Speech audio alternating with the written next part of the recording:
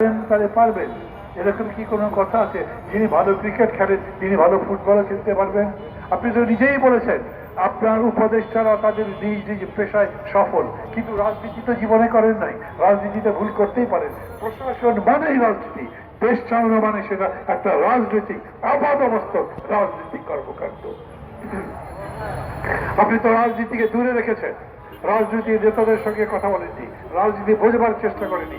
আজ যখন রাজনীতির প্রশ্নের সামনে পড়ছেন তখন মনে করছেন যে দেখি সবার সাথে কথা বলে। আমি আপনাকে শুভমান জানাই। আমি বলি, আপনি যে নিজে জাতীয় ঐক্যমত্য কমিশনের প্রধান হয়েছেন, সাথে নিয়েছেন ডক্টর ইলিয়াসকে, কথা বলেন, নিশ্চয়ই কথা বলবেন, কিন্তু আপনি এই পর্যন্ত কারোর সাথেই যেহেতু কথা বলেন নাই, অথচ এই কথা বললে 6 মাসের মধ্যে অনেকগুলো সমস্যার সমাধান করা যেত। আমি আমার কথা লম্বা করব না।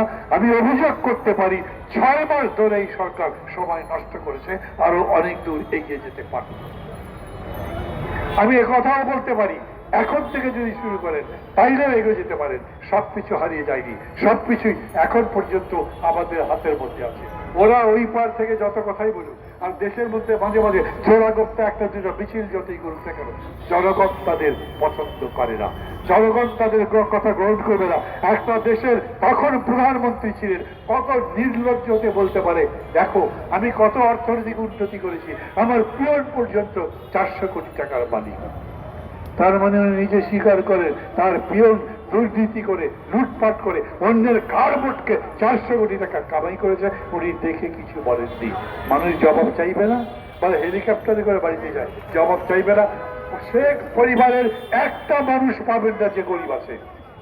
প্রত্যেক দিন দেখছেন না পত্রিকাতে কি রকম লুটপাটের চিত্র বেরোচ্ছে, কে কত টাকার মালিক হয়েছে, কত হাজার কোটি টাকার মালিক হয়েছে, তার প্রমাণ সহ আসছে না ওই জায়গাতে।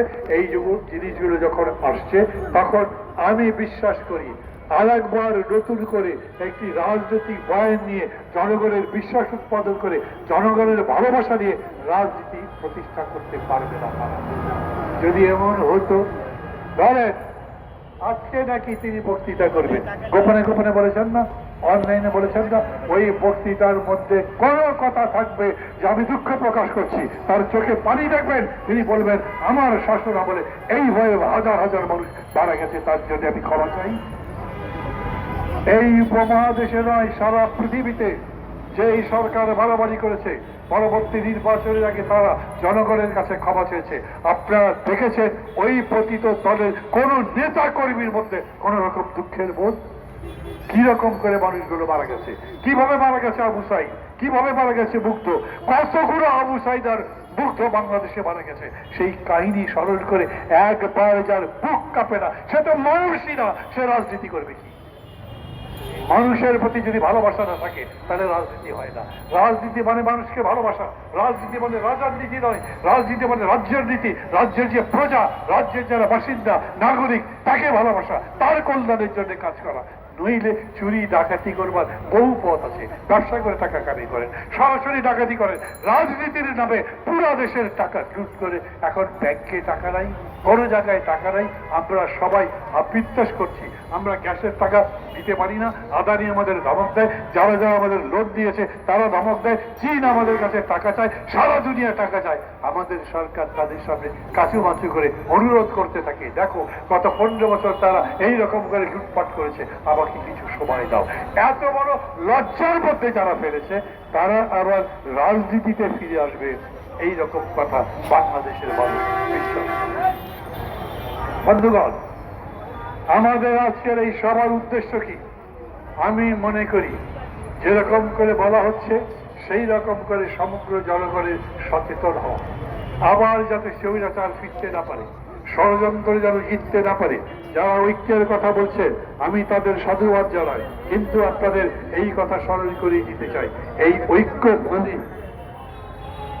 ঐক্য মানে হচ্ছে আলাদা আলাদা চিন্তার ভিত্তিতে, অনৈক্যের ভিত্তিতে ঐক্য। ইংরেজিতে যদি বলেন ইউনিটি উইথ ডাইভার্সিটি। সামনে ভোট, 20 দলীয় জোট ছিল, বড় একটা দল বিএনপির সাথে ছিল, বিএনপি একটা দলের সাথে ছিল, সেই দল এখন আলাদা মনে করে আমি এখন নিজেই সাবালক হয়েছি, আমি এখন রাজনীতি আলাদা করে করতে পারি, তার তো কোনো দোষ নেই। কেউ যদি মনে করে আমি বিএনপি ছাড়াই চলতে পারি, কেউ যদি মনে করে আমি এখন সুস্থ, আমার লাঠির দরকার নেই, তাকে কি জোর করে লাঠি দিতে বলবেন? ওই ঐক্য হবে না। যেই ঐক্যের কথা বলছেন সব পৃথিবীর ঐক্য তা না।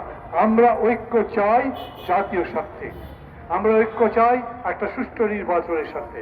আমরা সবার কাছে অনুরোধ করি, সবার কাছে অনুরোধ করি যাতে গণতন্ত্রের উত্তরণ করতে পারি তার জন্যে।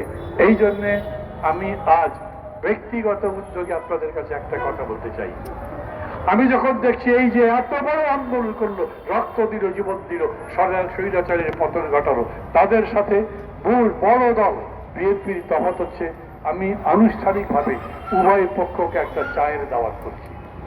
সামনাসামনি বসেন, কথা বলেন, যা যা আপনাদের মধ্যে ডিফারেন্স আছে জেনে নেন, সেগুলো জনগণকে বোঝাবেন যাতে আপনার পক্ষে আসে, কিন্তু গালাগালি নয়, পরিশীলিত রাজনীতির জায়গায় কুৎসিত কদর্য দুর্বৃত্তায়িত রাজনীতি নয়, ধান্দাবাজি নয়, আর ক্ষমতা ব্যবহার করে রাজনীতি নয়। জনগণের শক্তি আরো বেশি করে অর্জন করার মধ্যে দিয়ে রাজনীতি পরিশীলিত হোক, বাংলাদেশ একটা চমৎকার সুন্দর দেশ হতে পারে এই বিশ্বাস আছে বলেই তো রাজনীতি করছি, এই বিশ্বাস আছে বলেই বাংলাদেশের মানুষ এখন পর্যন্ত বেঁচে আছে। ভালো থাকবেন সবাই, খোদা হাফেজ।